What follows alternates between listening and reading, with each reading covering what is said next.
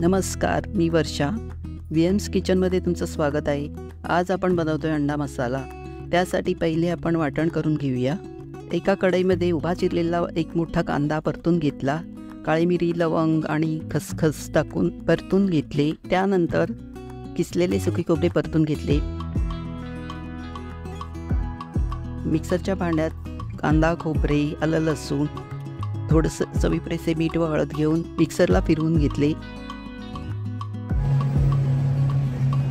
चला आता वळूया मेन रेसिपीकडे. त्यासाठी कढईमध्ये 2 मोठे चमचे तेल, आलं, लसूण व चिरलेला कांदा परतून घेतला.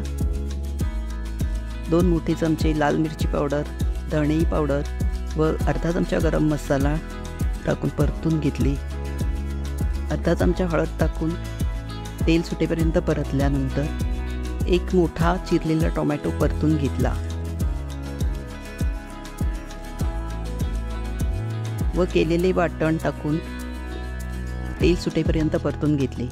कढईतल्या मिश्रणात कन्सिस्टन्सी ॲडजस्ट करण्यासाठी अर्धा ग्लास पाणी टाकले व चवीपुरेसे मीठ टाकले. एका ताटामध्ये उकळलेल्या अंड्यांचे 2 भाग करून घेतले. अंडी मसाल्यात सोडली व थोडा वेळ शिजू दिली.